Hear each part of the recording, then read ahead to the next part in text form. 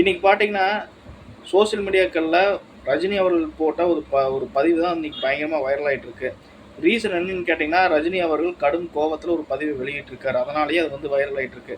அப்படின்ற கோவப்பட்டு பதிவு போடுற அளவுக்கு என்னடா நடந்தது அப்படின்னு கேட்டீங்கன்னா, சில தினங்களுக்கு முன்னாடி ஆதவ் அர்ஜுன் ஒரு மேடையில பேசும்பொழுது, ரஜினி வந்து அரசியலுக்கு வந்தாரு.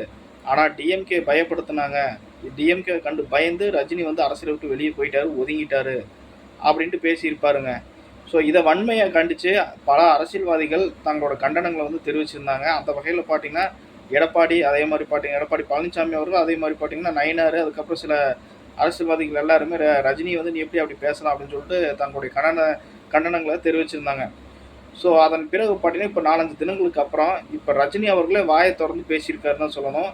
ஏன்னா அந்த மாரியான ஒரு பதிவ தன்னோட எக்ஸ்ல பக்கத்துல போட்டிருக்காருங்க. அவரு இன்னைக்கு வெளியிட்ட அந்த பதிவுல என்ன சொல்லியிருக்காருன்னா, டிவிகேவினுடைய கண்ட்ரோலர் ஆதவர்ஜுன் இந்த மாதிரி என்னைய பத்தி பொய்யான கருத்துக்களை வச்சு முன் வச்சு பேசியிருக்காரு. இது முற்றிலுமே வந்து ஏற்றுக்கொள்ள முடியாது. இது வந்து எதிர்மறையானது. எனக்கு வந்து அந்த மாதிரி ஒரு ஒரு சம்பவம் நடக்கல. நான் அந்த மாதிரி பண்ணது எவனுக்கும் பயப்படல. அதே மாதிரி பார்த்தீங்கன்னா, எனக்கு இந்த அதாவது ஆதவர்ஜுன் பேசின இந்த ஒரு விஷயத்துல யாரெல்லாம் எனக்கு வந்து ஆதரவா பேசுனீங்களோ அவங்க எல்லாருக்கும் என்னுடைய மனமார்ந்த நன்றிகள். என்னோட ரசிக மக்கள் எல்லாருக்கும் வந்து மனமார்ந்த நன்றிகள். என் கூட நின்னீங்க, எனக்காக பேசுனீங்க அப்படின்ட்டு எல்லாத்துக்கும் நன்றி தெரிவிச்சிருந்தாரு. கடைசி ஒரு வார்த்தை ஒண்ணு ஆட் பண்ணியிருந்தாரு. காலம் வந்து யாருக்காகவும் காத்திருக்காது. காலம் தான் எல்லாத்துக்கும் பதில் சொல்லும் அப்படின்னு சொல்லிட்டு ஒரு வேர்ட வந்து ஆட் பண்ணியிருந்தாரு. ஸோ அதற்கு அர்த்தம் என்னன்னா, இன்னும் சில தினங்கள்ல எலெக்ஷன் வரப்போகுது. அந்த எலெக்ஷன்ல நீங்க ஜெயிக்க மாட்டீங்கடா, தோத்துருவீங்கடா அப்படின்னு சொல்லிட்டு சுத்தி வளைச்சு ரஜினி அவர்கள் வந்து சொல்லியிருக்காரு. ஸோ இந்த ஒரு பதிவு பார்த்தீங்கன்னா, இப்போ சோசியல் மீடியாக்கள்ல பரவிட்டு இருக்கு. இன்னொரு புறம் பார்த்தீங்கன்னா, இவரு ரஜினி சாரே வந்து தளபதி விஜய் அவர்களுக்கு எதிரா அந்த மாதிரியான ஒரு ட்வீட் போட்டாரு. டிவிக்கே தோத்தரணும்னு சொல்லி ட்வீட் போட்டாரு. ஸோ இதுக்கப்புறம் நம்ம டிவிக்கேவை ஜெயிக்க வைக்கக்கூடாது அப்படின்னு சொல்லிட்டு ரஜினி ரசிகர்கள் எல்லாருமே இப்போ வந்து அதுக்கான பணிகளை வந்து ரெடி பண்ணி ஆயத்த பணிகளை வந்து மேற்கொண்டுட்டு இருக்காங்களாமா. ஸோ இந்த ஒரு தகவலும் இப்போ சோசியல் மீடியாக்களில் பரவிட்டு இருக்கு மக்களே. சரி மக்களே, ரஜினி அவர்கள் இன்னைக்கு டிவிகேக்கு எதிராக ஆதவர்ஜுனா பேசினேன் இந்த ஒரு பேச்சுக்கு எதிராக ஒரு பதிவு வெளியிட்டிருக்காரு.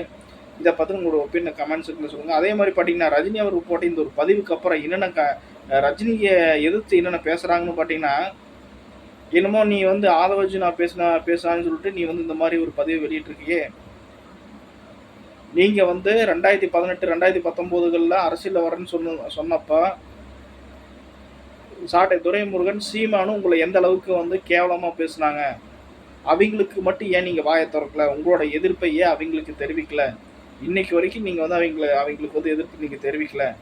அப்ப நீங்க சீமான் சாட்டை துரைமுருகன் டிஎம்கே எல்லாரும் ஒரே கட்சியா அப்படின்ட்டு சோசியல் மீடியாக்கள் இப்போ வந்து ரஜினி அவர்களை பயங்கரமா திட்ட ஆரம்பிச்சிட்டாங்க நிறைய பேர். ஸோ இந்த ஒரு சம்பவமும் இன்னைக்கு ட்விட்டரில் நடந்துட்டு இருக்கு.